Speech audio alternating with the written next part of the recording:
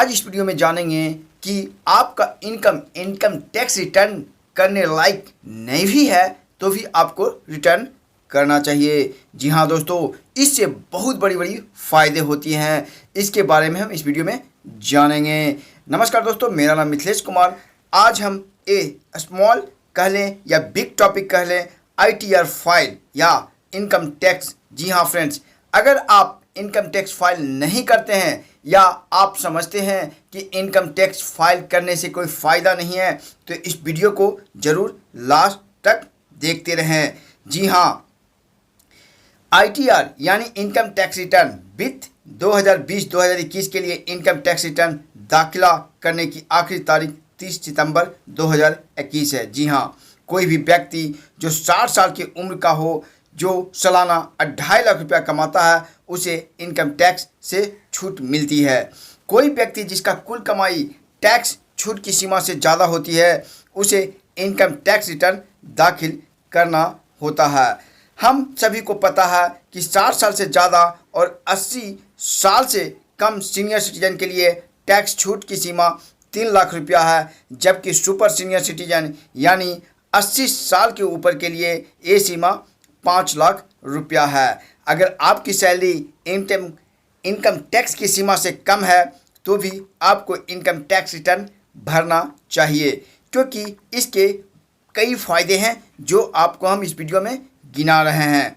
पहला friends, loan की योग्यता तय होती है। जी हाँ, अगर आप कोई लोन लेना जा रहे हैं तो बैंक आपकी योग्यता की जांच पड़ताल करता है, जो इनकम टैक्स के आधार पर ही होती है। बैंक कितना लोन आपको देगा ये इस बात पर निर्भर करता है कि आपकी इनकम कितनी है, जो आपने इनकम टैक्स रिटर्न फाइल की है। दरअसल ITR एक ऐसा डॉक्यूमेंट है जो सभी बैंक लोन आसानी से प्रोसेसिंग कर देती है।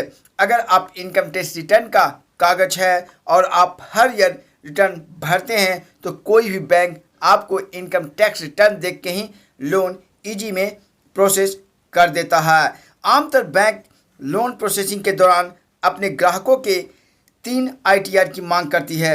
इसलिए अगर आप कोई होम लोन लेकर घर खरीदना चाहते हैं या फिर कार लोन लेना चाहते हैं या पर्सनल लोन लेना चाहते हैं तो ITR ज़रूर दाखिल करना चाहिए, क्योंकि इससे लोन मिलना बहुत ही आसान हो जाता है।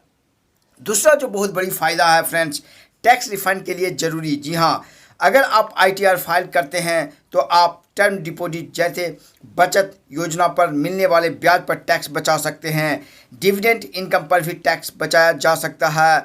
ITR रिफंड के जरिए आप टैक्स को क्लेम कर सकते हैं। अगर कुछ इनकम कोई स्रोत की कमाई 2.5 लाख रुपये से ज़्यादा हो जाती है तो कटा हुआ TDS आप द्वारा क्लेम कर सकते हैं। तीसरा जो बहुत बड़ी फ़ायदा है, पता इनकम टैक्स प्रूफ के लिए वैध डॉक्यूमेंट। जी हाँ, इनकम टैक्स असेसमेंट ऑर्डर को वैध एड्रेस प्रूफ के तौर पर इस्तेमाल किया जा सकता है। इसका इस्तेमाल आधार कार्ड बनवाने में भी किया जा सकता है। कंपनी की ओर से कर्मचारियों को फॉर्म 16 जारी किया जाता है, जो कि उसका इनकम प्रूफ होता है। खुद का काम करने वाले या फ्रीलांसर के लिए भी ITR फाइलिंग डॉक्यूमेंट एक वैध इनकम प्रूफ की तरह काम करता है। चौथा जो सबसे बड़ी फ़ायदा है फ्रेंड्स, घाटे को क्लेम में कर सकते हैं। जी हाँ, घाटे को क्लेम कर सकते हैं। एक टैक्स पेयर के लिए किसी घाटे को क्लेम करने के लिए तय तारीख के अंदर इनकम टैक्स रिटर्न दाखिल करना जरूरी होता है। एक घाटा कैपिटल, गैस, बिजनेस या प्रोफेशनल के रूप में हो सकता है। जो व्यक्ति संबंधित असेसमेंट ईयर में ITR फाइल करता है, इनकम टैक्स के नियम उन्हीं लोगों को कैपिटल गैस के खिलाफ घाटे की कैरी फॉरवर्ड करने की इजाज़त दे देती है।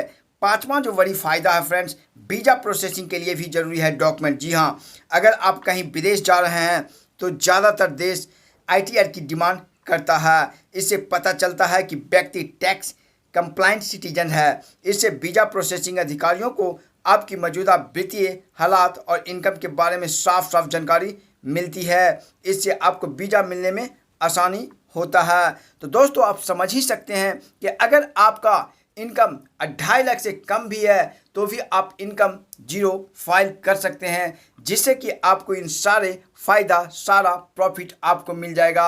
अगर आपको इनकम रिटर्न फाइल करने में किसी तरह का दिक्कत हो रहा तो प्लीज़ इस वीडियो के नीचे कमेंट करें, और मैं यहाँ पे नंबर डिस्प्ले कर रहा हूँ, उस पर अपना सारा डिटेल फिल कर दें, भर दें, हम आपको रिटर्न फाइल करके दे देंगे।